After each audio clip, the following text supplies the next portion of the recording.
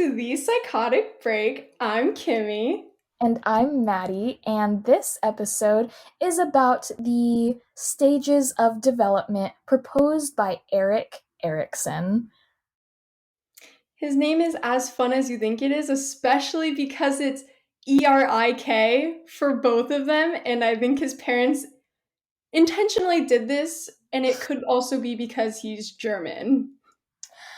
Fun fact, for some reason that I don't know, Erik actually changed his last name. His original family name started with an S. I could Oh. probably pull it up if I wanted. But the man made the conscious decision to have the name Erik Erikson. This is far weirder than Madonna removing all of her name and just being Madonna. It's pretty strange. The only reason I can think is he wanted people to remember his name because he came up with this stages of development. So it's pretty easy to remember his name, Erik Erikson. Okay, well, this is his 8 stage psychosocial, essentially life plan questioning yourself till birth from death, unfortunately. Yeah, the stages of life can be pretty grim if you look at it from a certain perspective. A lot of people will take the perspective of there is a crisis that you have to deal with at every stage of your life, which is pretty daunting. So let's just say that there tends to be an issue at each stage of life. And we will be going through all of the stages in this episode from infancy all the way to old age Yeah. slash death. Try not to be a downer about it. But we're going to talk about each stage and we're going to talk about the ideal part of it and the not so ideal part of it. Okay, shall we begin? Let's do it. Okay, so the first stage is in infancy, which is basically zero and or you're out of the womb. It's the first time up until about 18 months. And so it's the conflict of trust versus mistrust.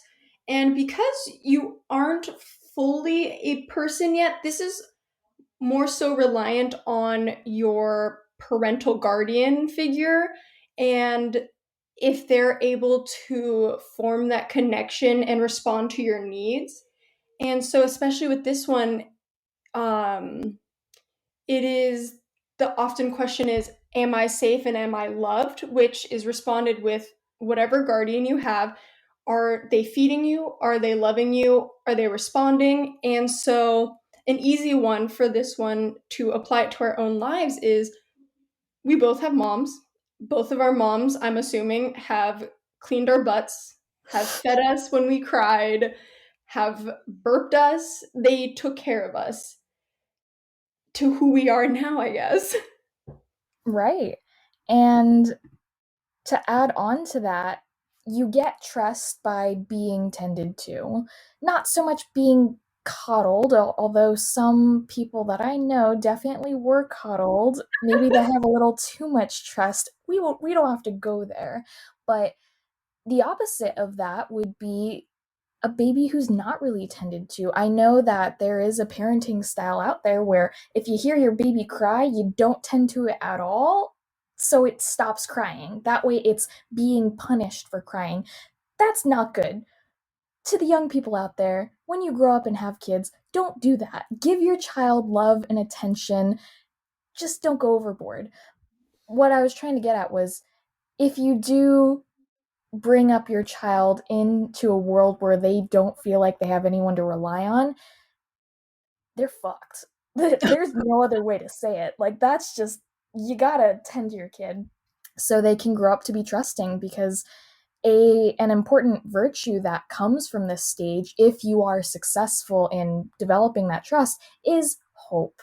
Babies are extremely hopeful. You don't really think about that, but they literally have to trust everyone and everything around them to survive. And that's a pretty admirable quality if you think about it. Go babies. The next stage is early childhood, ages 2 to 3. So, cute little toddlers and their terrible twos. These kids are mobile, and that scares the heck out of parents. And the basic conflict that they go through at this time is autonomy versus shame and doubt. Autonomy is, can I do things by myself? Can I grab that can or the cookie jar at on the top shelf? Can I open a door? These are simple things, but for a child to have the power to be able to do those things, there's a lot of sense of pride that comes with that. So if you are successful, that means you're in an environment where your parents and your loved ones, anyone in your community, is supporting you to start to develop into your own person. However, if they shame you, for example, if you accidentally wet the bed, not that I've done that, that's not my example, although I'm sure I've done that at some point when I was younger. Not the point. If you wet your bed, or if you break something, or if you spill some beans and your dad reprimands you, check out our associations episode if you want to know what I'm talking about. If you mess up and you get reprimanded or talked down to or shamed in any way, then you're not really going to develop your own sense of self. You're just going to live in that shame and doubt, and it's not really the best way to live. So be your own person, people. It definitely instills that fear of, which will kind of move into the next one, where it's if you do the most natural things, it's innately bad to your parents. And you could be catching them on a bad day, but it sends that warning sign where my dad, at least, if I did spill something, he would immediately scream. But how does that teach you what to do? It doesn't teach you that kind of problem solving skill of, oh, we should instantly start cleaning it. And yes, we're 2 to 3, but now you are super tense. You don't want to spill anything. You are going to sit in that chair. And where's the fun in that? Right. And I just thought about something when you said that. If the response from you doing something wrong is just getting yelled at, you're not going to know that you necessarily did something wrong. You're going to think it's something wrong with you. They are yelling at you. You are the bad entity, not necessarily a bad thing that you did. So perhaps that's why this is in comparison to autonomy. You're going to feel like you can't do anything if you're just being yelled at for trying your best. Yeah, and so when especially entering preschool, which is our next stage for 3 to 5 year olds, if you've been shamed, this is going to be very difficult for you. And thinking about it in advance for the rest of this episode is that I'm now seeing that early childhood is probably the biggest one that influences everything from here on, because if you are taught to have more free will and it's okay to make mistakes, it's easier to go through life. But if you have been living with the shame or doubt, this is going to be very challenging for you. And especially when it comes to the preschool age where you are suffering with initiative or guilt. And you can see that if you have shame from the years before, guilt is going to be coming, because this stage really emphasizes the active child taking the initiative to go out and play with others or touch items, because that's what childhood is, to learn. And so it is, the kind of definition here is a little weird, but if we're actually applying it to ourselves, it's really, am I going to go out and play? Am I going to explore the world? Or am I going to feel guilty from staying in and not being more active with the environment? I'm not saying you have to, because everyone's different, but it teaches relatively early on. Right. And the stage for initiative versus guilt, you're basically just trying to find your purpose. Yeah, you're still really young, 3 to 5, but that's where you start to have a sense of what am I doing on this earth? And if you don't know, or if you're not too keen about life in general and what your purpose is, then there is going to be guilt there. A lot of pressure for young generation, and especially with, I'm now thinking about COVID kids where you're just locked up, you're not getting that stage, and maybe you don't need the stage and it will be skipped over, but it's pretty important, especially to learn the world. Man, it is important. I was talking to this one guy about children who are growing up in the COVID world. He's like, oh, they're resilient. They'll be fine. But will they? I mean, I'd like to be optimistic about that, but I mean, these preschool and just starting to get to know other kids in an academic way, sometimes these are these kids' first friends. The fact that that's just not a part of their life scares me. And I do think that there's a way to combat that. Parents need to be giving their children extra love, and they need to be jumping through hoops to make sure that they have a play friend, whether that's virtual or in person. But oh man, I'm stressed out just thinking about that. Yeah, and quickly to add to that, because this is relatively important, especially with the younger generation. My friend who works in preschools has literally noted that because they work with 4 year olds, all of them lack emotion regulation. They can't control their own behavior because parents were busy working because that was the only way to do it. And they weren't able to respond to their needs. And with that, they, at around 4, it's really on the table if you have an older sibling or you will be the older sibling. So you're not learning how to interact or share. And so tantrums are almost on the rise. Man, in my work, I work with children who have tantrums, and oh, they're difficult.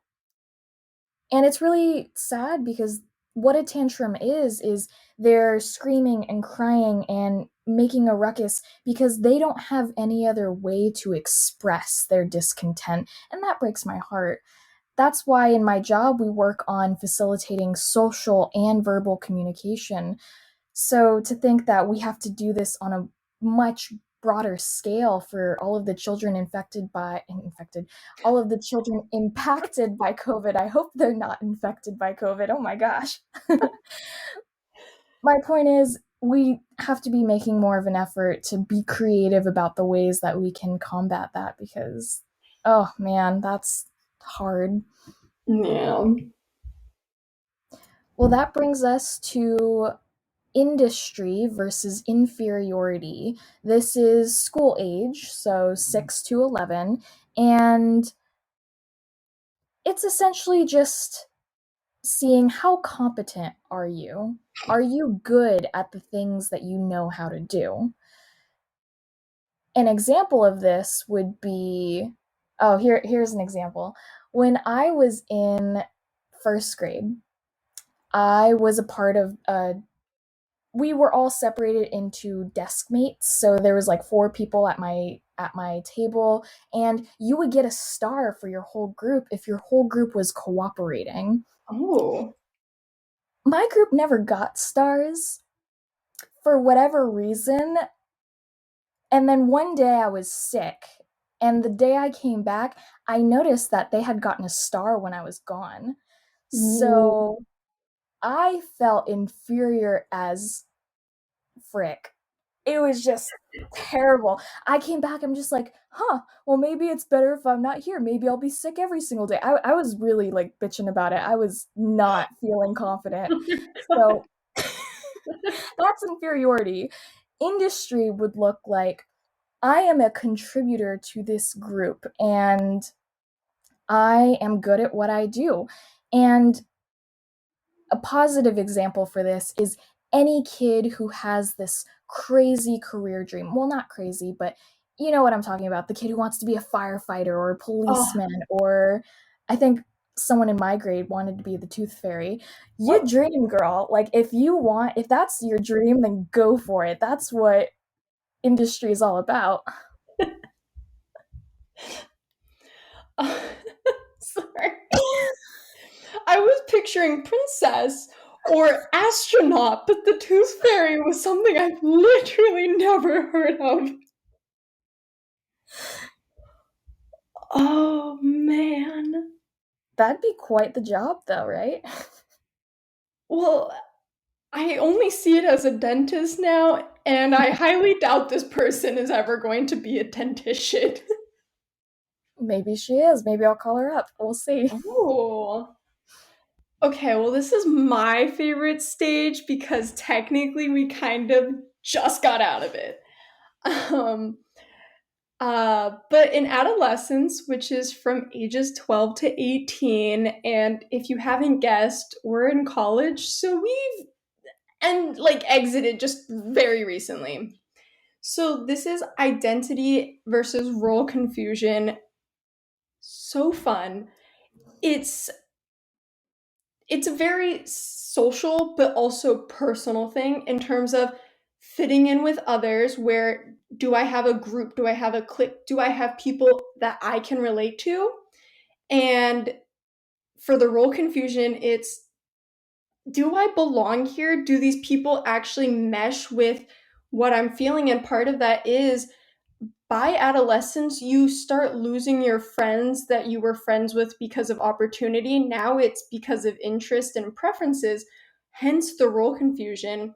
But on a more personal level, and this is where I'm going to embarrass myself, um, uh, my identity was very skewed in terms of like, what was my aesthetic? Like, what did I want to go for? Especially because at 12, I had moved from private school to public school, which means I got to dress myself for the first time. Mm. Obviously, this ended up poorly because I went for Wednesday Addams and I had my own role confusion where I wanted to be an emo, but not even like a cool gothic emo. Ooh. But a very depressing one that wore braids and long black dresses with tights.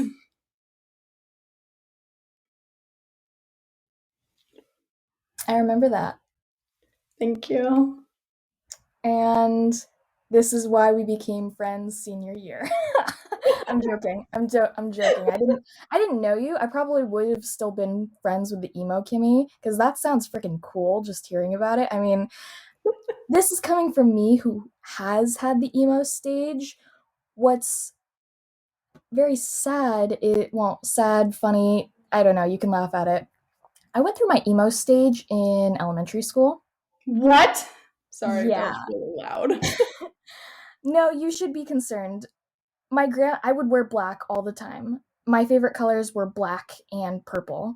And black was just, I don't know, it just hit different for me. My grandmother once asked me, "Hey, sweetie, what's your favorite color?" She probably wanted to knit me a sweater or something. And I said, "My favorite color is black, grandma."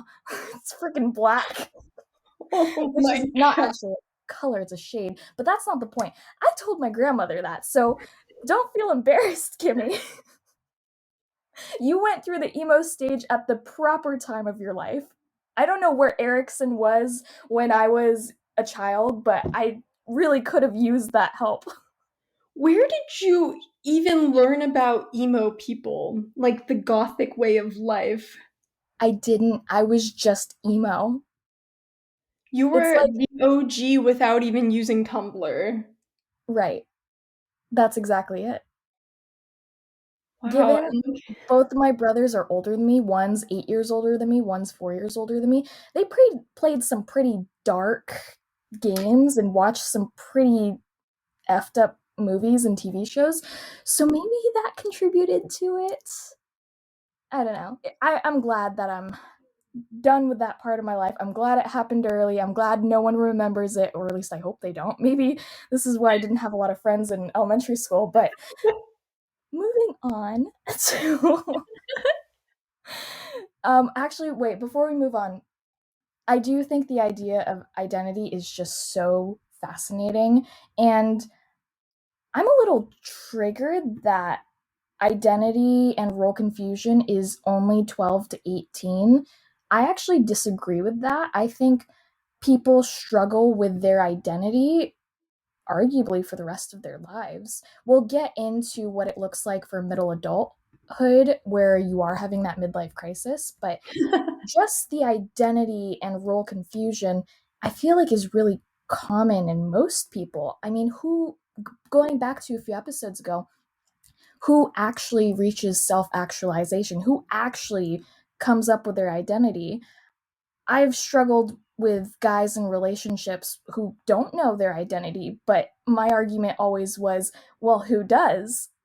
So it's just a little triggering for me for people to have to feel the need or to feel the need to have to find their identity. I see the point, but the whole point of growing up is changing. So how can you agree on just one identity? And maybe you can find an identity or an archetype that fits you best, knowing that you're going to change. Either way, take a deep breath, people. So, would you argue that if you could, you'd move identity and role confusion off to the side and have the timeline from 12 to death, maybe? Or would you have it moved into it in between something else? I would say I would expand this table and have overlaps because Okay. everyone has a unique experience. Cultures change by groups. I mean, if you look at the current generation, there's no way they're going to follow that timeline. I mean, there's a reason that I hit my emo stage in elementary school. It's not a perfect puzzle piece here. So, yeah, I would say that there's overlap, or you could leave it as is and just try to convince people that everyone has an identity, everyone has a unique personality. Yes, there are things about yourself you can be unsure about, but that's universal. Hmm. And that brings us to our stage, which is the young adult 19 to 40, which is a really big time frame. You are probably struggling with intimacy versus isolation. You've gone through all the steps, you know what your purpose is. Hopefully, you have some sort of idea of your identity. Maybe you don't. Maybe you're lying to yourself. I'm going to move on from that trigger.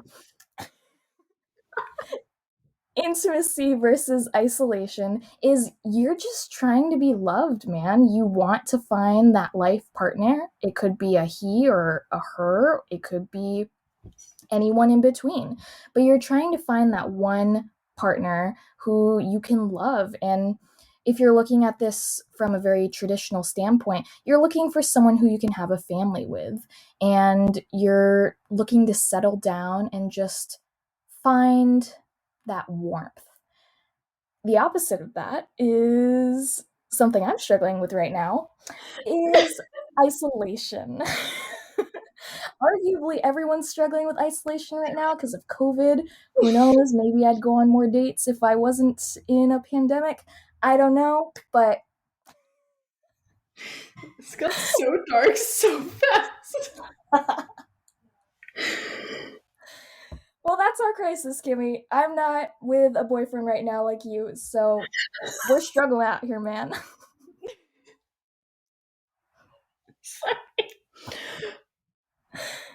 This stage could also easily be extended further because there are a lot of things that happen because when you're 19, you don't plan on getting married. That's the whole intimacy and isolation is happening almost every year, it seems like, for younger generation. But then by 30s and 40s, if we're all putting everyone in the same bracket, by 30s and 40s, maybe you have a partner, but marriages are happening later. But also, divorce. That's a thing that happens all the way through life, unfortunately. And so everything from adolescence and up could be argued as something that's throughout the entire life because I easily could be having a stage from the death section right now, but we're there's a timeline here, and apparently we haven't been following it. Elaborate on that for a second. You're in a death stage?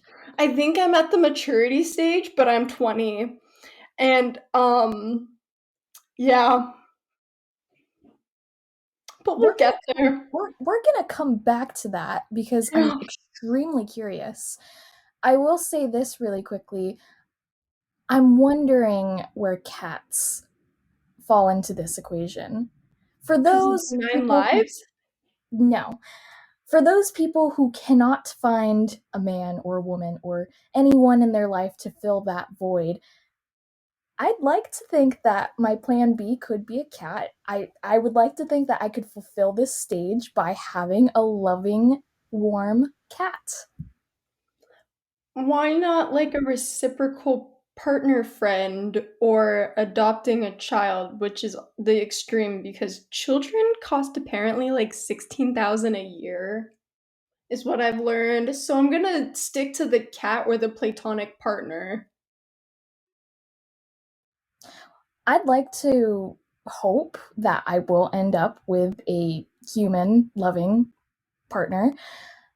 I'm just saying that there are people like that, and who knows? I don't know my future. Maybe I won't end up with someone. Maybe a cat will be my only option. I don't know, but I'd like to think that there are other ways to fulfill those needs. But now I'm going to argue that assuming that you have found that your identity is to be alone and not in a dark way, but I prefer that way of life. Like, I love being on the go and I don't want to be tied down. But if you want to live that way with your dog in a van, by Erik Erikson, you're seen as sad. Your life is Mhm. basically going to despair. Nothing good is happening to you. But this also could be argued that we don't need to necessarily follow the stages, but he makes it sound as if you don't take the good side of the verses, your life is shite. Mm. That's pretty much how I'm looking at it because I imagine that divorce happens because people haven't really fulfilled parts of their stages. Someone didn't figure out their identity. Someone it has an inferiority complex. Somewhere along somewhere along the line something went wrong and they are on the quote unquote bad side of that versus perhaps if you miss one, you're doomed to fail them all. I really don't want to think like that, but it's kind of what do you think? Do you think Erikson is kind of insinuating that? Yeah, because of this was made before. Actually, I don't remember when this was made, but because as I say, like if it was during like the 70s, everyone was up on their hoopla stuff. So yeah, but looking at it now from a generation standpoint where everyone's doing their own thing and it seems okay, this would have to be modified to be more realistic or at least inclusive for the ideas to not make it sound like there is that good or bad side. Mhm. For reference, he created the stages in sometime in the second half of the 20th century. This is that old? Yeah. Oh wow, it's so okay. Well, okay. Um, I guess entering middle adulthood, where this is where we get a little tricky because I don't know if we can for surely speak on either of these two, but We have we're gonna parents. go for it. We have So parents. We could draw from them. that's true. Okay, so this is the stage of generativity versus stagnation for the 40 to 65, which is generativity. I don't know if I'm saying that right, but I feel as if I am. You are generativity. It doesn't feel good. Okay. Well, it's the idea of Am I creative? Have I been doing the work?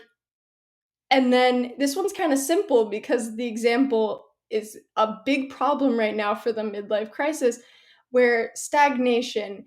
Am I stuck in a rut? Am I not doing what I intend to do? And it's what we'll see now is, especially with working, by 40s to 65, you're about to retire and or switch careers, or you're going to be in the same place for the rest of your life. Who knows? Point is, you're going to hit that midlife crisis of, am I even doing something that I want to do? And what we're realizing is most people aren't saying yes. Most people are realizing, hey, I don't like where I am in life. And that does cause more turmoil of, I'm in like my 50s. It's kind of too late to start something new, which is not true. Lifetime is very long. But this stage is really important, and it's almost the adult version of the identity versus role confusion, that you're finding your identity once more when it comes to your way of life. This is your livelihood, or it could be applied to parenthood. And it's really important because this is not only freaking you out about what you've considerably wasted your time on, but it's, am I going to waste the rest of my life doing the something that makes me unhappy? Totally. This is the stage where you're reevaluating your life and just trying to see if you're on the right track. You're starting to think about the end of your life and you're starting to ask those questions. Did I live a good life? Am I setting myself and my family up for success?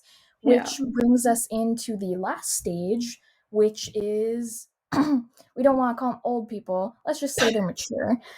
Mature people are struggling with I hold on. I've never seen it called this ego identity versus okay, apparently ego identity versus despair. I feel like I learned it a different way though. Integrity.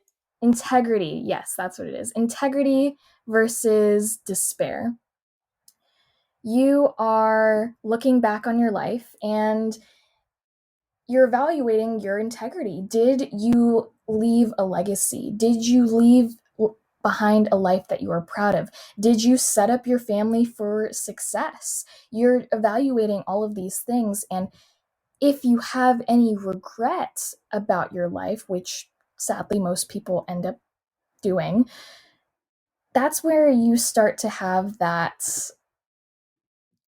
despair, where you are disappointed in yourself and you wish you lived a better life. And a value that comes from this stage is wisdom. You have learned more than anyone else you know. It's your own life experience. You have so many memories and experiences to draw upon. Hopefully, you learn something and hopefully, you pass it on. And for everyone out there, just try to be happy with whatever you did because whatever you did is your best and you can't change that. So you might as well be happy with it. Oh, that was beautiful. And I'm really hoping that we're going to come back to COVID, obviously, is that where at least we've seen with you where there's been a lot of introspection. And I hope that a lot of people right now have been taking that time to do that reflection on life, to see, because it's hard to believe people, but you're going to live for a very unfortunately long time. Not So, unfortunate. Come but on, we're going for integrity, not despair. you can hit both. Because in order to get to the integrity, you must realize that your life may suck. And so now it's time to do something about it so that we don't fall into the complete despair. And this is when it can go, at least in my opinion, if you realize you're in despair and you actually take the time to fix it, you could go back into that stage of generativity versus stagnation and almost rebuild yourself up and then re-enter integrity and realize, okay, I feel better with what I've done. And or it's that kind of when people quit their job impulsively and take out all their money and they fly to Bora Bora or something. I think they're all in the same realm depending on how you view it. I could see it. Either that or they had a psychotic break, huh?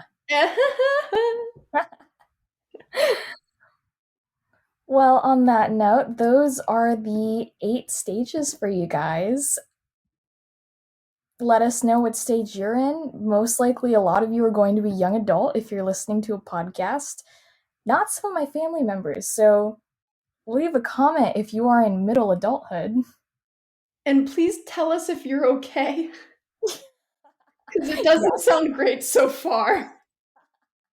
Hopefully, none of you are experiencing midlife crises. It can be a good thing, though. I've learned that empty nesting has actually been very beneficial to old people. My mom was excited to be an empty nester. As was mine. She started Scottish folk dancing. Hmm. I See, it's know. not all bad. It really isn't. You just perceive it as that. But as I'm doing that, would you like to be heads or tails? I shall be heads. Okay, I really hope you get it because there's a lot to cover. There is. I don't know if I just flip really badly or what. Oh no, is it tails? Yes. Oh, Kimmy, you're bad luck. What the I heck? know. You think I'd finally, after that one stretch of me? Apparently not. Okay, everyone. In three, two, one. Today we talked about Erik Erikson's psychosocial theory of development, which ranges from infancy to maturity. And so the first stage is trust versus mistrust, which is really emphasizing the caregiver taking care of you or not. Then we enter autonomy versus shame and doubt, where you are learning if you have free will or not, and or are you getting punished.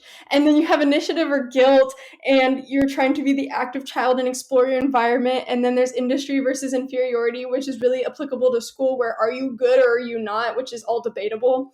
There's identity versus role confusion, which is are you going to have your teen midlife crisis with your friend group or yourself. And then intimacy versus isolation, are you getting it or not. Shite. The last two are really figuring out if you've lived a good life or not, or if you're doing something that you really enjoy or not, and are you okay, essentially. And I hope so, and pray. My favorite part of that was, are you getting it or not?